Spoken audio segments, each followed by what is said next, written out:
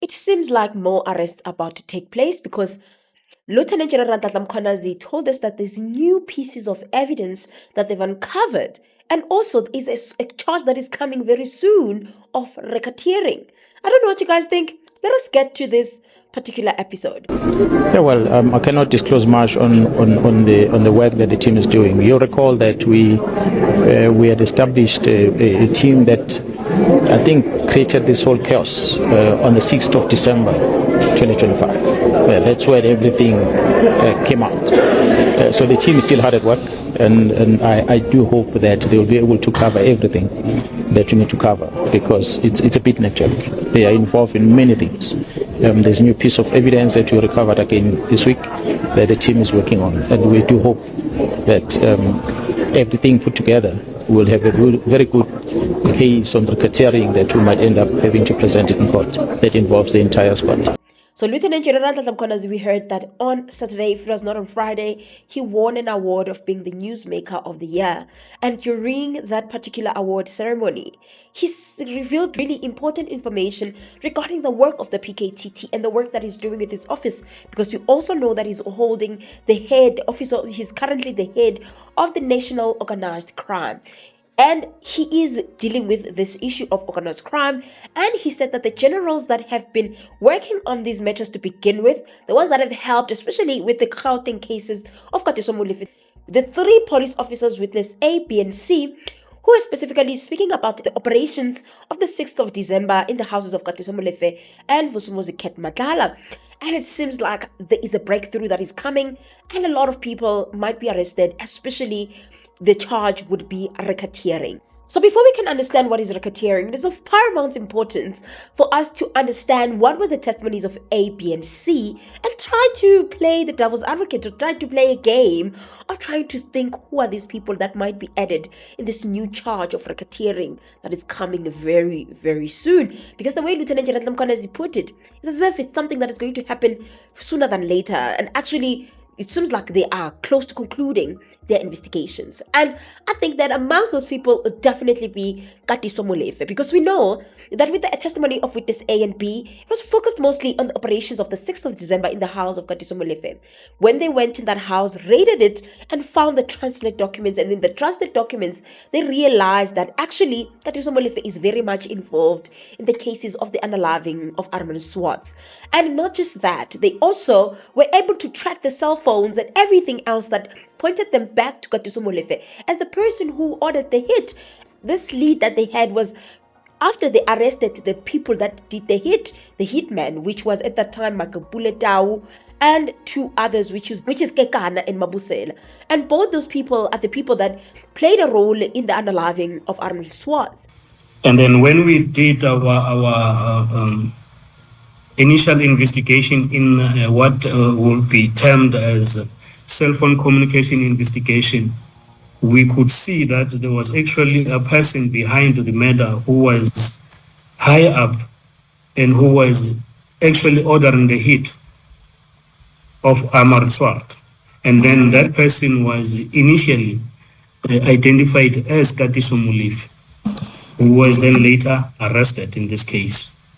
Okay, can I just ask you, insofar as the cell phone records are concerned, what data did you have available to you to make these links, and from which cell phones are we talking about? We had call data record and then tower locations of all 3 cell phones. Actually, all 5 cell phones that were recovered during the arrest. That will be the ones that were recovered in Bramley and the one that was recovered in Clipperfield. But the phone that came with a lot of information in as so far as linking Katiso Molefe was the phone of Michael Puletau. But that's the thing, that's just a lot that happened in those particular scene. We know the role of Makgotle, who is currently incarcerated as well. And there's another charge of accessory after the fact, because it was found that it was not his first time that he pushed a ballistic report in the case of Armand Swartz. There's another case that he's involved in where he actually pushed the ballistic report, and now he's charged with 2 counts of accessory after the fact, adding on the other counts that he's already faced with. Briefly here at the Pretoria Magistrates Court, and the case was postponed to the 4th of June for bail application, simply because the defense asked for a postponement because the state added another charge, which is accessory after the fact to murder. So currently the accused is facing 2 counts of accessory after the fact to murder and possession of ammunition. The state, when the matter comes on Thursday, the 4th, the state intends to oppose his release on bail. So there was those people, Makgotle. There is also Katiso Molefe, as I've said, and then those 3, who was the 2 is still in prison, the other one is out. He said that he's sick, and that's how he got to receive his bail. You also have none other than Aubrey Lidwaba. And Aubrey Lidwaba is part of the people that have been heavily mentioned at the Madlanga Commission, especially with regards to the bail application and him allowing that. I don't know if it's going to also be featured in the racketeering. My main concerns in what the judge expressed there is to say if this would not be too restrictive. I felt like he was already showing the signs of lenient towards the accused, because the accused was the one applying, and he already placed on record what he's willing to take. But the judge is the one who feels it's too restrictive. I felt like the judge is having too much lenient towards the accused, and that's where I already knew that he was going to be granted bail already. But we also have none other than Nkwashu and Shibiri, who played a role in misleading these police officers in a way by telling them that there's brown envelopes that are involved. And not just that, these are the people that were heavily involved, that they even in a way were seen as if they were obstructing the work of these police officers, because even Nkwashu, we heard that he went and visited Katiso Molefe, brought him clothes and food and all of those things, even though Mr. Nkwashu defended himself and said that that is not really the case, and he apologized even to the South Africans and the commissioners and even the Armand Swartz family, and even said that he was misled. He really didn't think things were going to end the way it did. In a way, it just seems like it was a damage control type of situation, because this is a man who did these visits not just once but twice. He blamed it on some customary things and customary rituals or rites that they performed as he was helping the sister-in-law or something of that kind, and he pleaded his case in that way. As we were concluding the meeting, Katiso, whom I'm now knowing as my brother-in-law, now calling him Butke, he told me that a friend of his had been arrested, and he needed to know if the state will oppose bail, as he wanted to pay the bail money for his friend. I deny that I attempted to interfere in any manner. My conduct was limited to assisting my sister by facilitating the delivery of the clothing to her husband while he was in custody. I won't forget the operations of Vusumuzi Matlala was part of the people that were also raided on the 6th of December. And when they went to his house, he mentioned people like Shadrack Sibiya, people like General Khan, saying that he's friends with those people. And not just that, he was also probed a lot with the issue of the kidnapping of Jerry Bushokh and many other things that they uncovered in that particular property of Vusumuzi Matlala, which then signaled that high chances he played a role in the kidnapping of Jerry Bushokh. And those are the people that have played a very big role when it comes to the 6th operation, and that have been very much talked about in that 6th operation. If I forgot anybody else, please feel free, guys, to write on the comment section down below, and let us remind each other of those people that might have been implicated. 6 December operations, which are the reason why Lieutenant Nhlanhla Mkhwanazi is saying that soon there's going to be a racketeering charge. And do you think that Shadrack Sibiya will be involved? Do you think that General Khan might be arrested as well?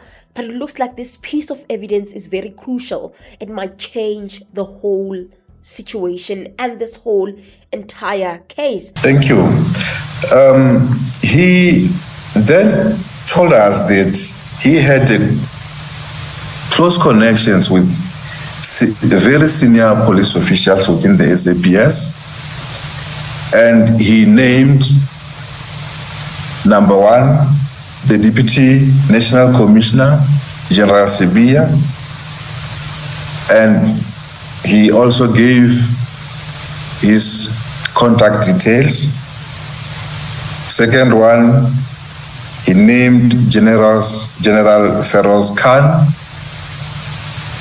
and also gave his contact details, and General Shibiri, and also gave his contract details. And I just think that before we even finish, the people are going to be arrested. The way Lieutenant Nhlanhla Mkhwanazi is talking, it's as if they are ready, because he even was afraid, skeptical to speak about the arrests that are coming, because, you know, we don't want to jump the gun, of which I understand why he doesn't want to jump the gun. But it looks like there's a lot of arrests that are going to follow, not because of the recommendations of the Madlanga Commission, but because of the investigations of the PKTT and the organized crime unit. And I think, General, you've been keeping us busy with a lot of arrests, and I'm sure we can expect more over the coming weeks and coming days. Can we expect more, General? Yeah, well, the team is working. Yeah. I cannot rule out anything happening. And if you guys can listen to the words that he used, it's as if this racketeering charge is going to include everyone who's part of the cartel, from Vusumuzi, Matlala, Katiso Molefe, to people like Steve Motsumi, the people we don't know, Mthakathi, and many others that we have heard about that have been mentioned at the Madlanga Commission, either implicated or just mentioned at the Madlanga Commission, especially during the testimony of Nkosi, because a lot of things were revealed and uncovered. They're involved in many things. There's a new piece of evidence that we recovered again this week that the team is working on, and we do hope that everything put together will have a very good case on racketeering that we might end up having to present it in court that involves the entire squad. So it is very important for us to understand what then is racketeering, because maybe some people might not even understand what is racketeering, what is that particular charge about. So this charge mostly involves the operation of an ongoing organized crime enterprise aimed at making illegal profits through a pattern of specific crimes. It allows prosecutors to charge individuals who directly or benefit from a group's illegal activities, even if they didn't commit every individual act themselves.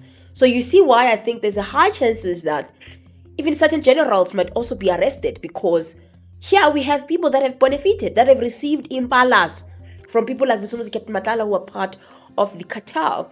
Hence I'm saying that we're looking at a serious case where even someone like Shadrack Sibiya might be arrested, especially with the charge of racketeering. And the reason why it's also even high chances that Shadrack Sibiya might be arrested, we remember the Sinona, Matlala and Mkhwanazi meeting that happened in Durban, where they actually revealed that Shadrack Sibiya is actually working with the cartel. If you guys remember that testimony of Lieutenant General Nhlanhla Mkhwanazi. So we spoke. That's when he then gave me this information. The information is about Steve Motsumi. Steve Motsumi is a name that the 68 million people, excluding the independent podcasters, they are the ones that got guts to talk about Steve Motsumi. The rest of media houses in South Africa don't want to research about that person. It's a name that has come out so many times, Steve Motsumi. He told me about Steve Motsumi. He gave me the address of the house of Steve Motsumi. He told me about activities of Sibiya, how the Sibiya is collecting money. He told me about the property of Sibiya that I didn't know. He gave me the address. He told me about the Impalas he bought for Sibiya. This is all coming from CAD voluntarily. I don't have a clue about all these things. All of this information was revealed at that particular interview, or at that particular proceedings of the ad hoc committee that actually Shadrack Sibiya plays a huge role, which that information Lieutenant Nhlanhla Mkhwanazi found from these people such as Vusumuzi Matlala. So in order for you to be able to successfully charge someone of racketeering, you need a predicate offense. So a predicate offense in racketeering are fundamental underlying crimes that generate illicit funds or establish a pattern of racketeering activities. To constitute racketeering, the law requires proof of a planned, ongoing or continuous participation in at least two of these specific offenses over the designated period. So that's what we are looking at, fellow South Africans. Whom do you think might be part of this racketeering charge that is coming soon, especially since they found this new piece of evidence?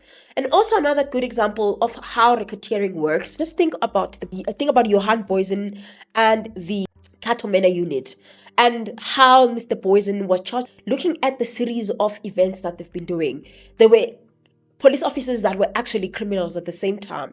They were always organizing crime, organizing criminal acts, getting rewarded for that particular type of action. They were unaliving black people and anyone that they think is actually the suspect in the particular case, even though they don't have the evidence. They'll just go there and do what we call shoot to kill and just unalive people left, right, and center. And I think that is what racketeering is actually all about. It's just that charge that you look at, especially if there's some form of organized crime, or these people are actually planning these criminal activities or illegal activities, and they just want to rub them as, no, that's not the case. It's a pattern. You see a certain pattern that takes place for you to actually charge someone with racketeering. And of course, not forgetting the big elephant in the room, the man who's feared by a lot of people, from Sinona to Shadrack Sibiya, and the one who fears him the most is Suleiman Karim, who's been diving the Madlanga Commission because he doesn't want to implicate him, and that is none other than the Tembisa Hospital tycoon, which is Mr. Hangwani Maumela, the nephew of President Cyril Ramaphosa, a man who's currently untouchable, whom currently no one has the bravery and the strength to actually arrest him. He's another one who might actually also be part of the Big Five and might also be charged with this racketeering. And if indeed he gets to be added, I think that will be one of the best moves that the subs can ever do, because for the first time we'll see Hangwani Maumela before he even appears at the Madlanga Commission. SIU have attached his assets. He is alleged to be part of a syndicate that looted about 2 billion rand from the Tembisa Hospital. I mean, did you see those Lamborghinis? That's the man we're talking about. What else do we know about this man? Well, we know that he is linked to people like Matlala. With such actions from Lieutenant Nhlanhla Mkhwanazi, it makes sense why the Madlanga Commission actually were told that they're not going to extend it after the August deadline. They said that after the August, they are done, even though we know that commissions like this on the commission have been extended for more than, I don't know, many times, and it ran for 3 years. But here we are hearing that actually the Madlanga Commission, they're not going to do the same thing. That has been given till the end of August. As you know, that end of August is already an extension, which the president announced. And so having granted that extension and considering the cost factors, at this stage, there's no consideration for any further extension. But more importantly is, what are we going to do with the final report? The president has already stated that we're going to use the final report to, amongst other things, institute reforms in the broader criminal justice system. They're actually going to end in August because of the funds. But that's the thing. We also heard from Lieutenant General Nhlanhla Mkhwanazi that actually there's just a lot to cover. They just stretched the surface. They've not even gotten to the core, the issues that we actually faced with. Well, I think the Commission is still doing a very good work. We're still scratching the surface. We've got too many problems. To what extent will the Commission be able to finalize or address majority of those things, I wouldn't know. But I'll leave it to the Commissioners to decide when they discuss with the President whether do they feel that there's a need to continue. But from where I stand, there's a lot that's still to do. I'm not going to lie. I'm very worried that that is the case actually, and that the Madlanga Commission is not going to be funded going forward. But when you look at this particular episode and the fact that people are going to be charged with racketeering charges, meaning that we might see a pool of people, a lot of people being there in the dock with criminals and the cartels. Obviously, they have to dismantle everything. They don't have to pay for more, because clearly if they're going to pay, more people are going to be charged, more people are going to be implicated, and a lot is still going to be uncovered. Hence, they thought this action might be better for them to actually stay away from accountability and to not be held accountable by the fellow South Africans. I don't know. What do you think about these issues of finances? And they don't want to extend. I know that some of you guys said that we should donate to the Madlanga Commission. We'll just hear Madlanga. We'll also get it from Madlanga, because remember that he's hired. And if we as the public, we say that we want to fund them, I think the Minister of Justice should open that up, open that opportunity for South Africans to just place their funds in the GoFundMe, and see if whether us as the public can be able to actually make or allow for this commission to actually run, and to what extent will it run, and whether the former Justice Madlanga is actually also available, and also the other commissioners and evidence leaders, and whether we've raised enough funds, because there's just a lot of admin that is involved. The people that we just see at the forefront, this is just a piece of the cake. There's more people that are involved, from catering to venue to documentation, printing, the people that are ensuring that documents are properly placed and everything, the files are ready, the witnesses are contacted, the witnesses are protected. There's just a lot of finances that are behind the Madlanga Commission. And if the public can be able to assist, I think that the Minister of Justice should allow for that opportunity to be afforded to South Africans. Let me hear your thoughts. Let me hear what you think about the coming arrest and the piece of evidence that Lieutenant General Mkhwanazi says they found, and how this might play out with everybody that might probably be involved. And who you think might be involved? Let me hear your thoughts in the comment section. You can just guess, make your guess, because so far we don't know who are those people that might be actually charged for this case of racketeering. I'll see you guys on my next upload. Bye.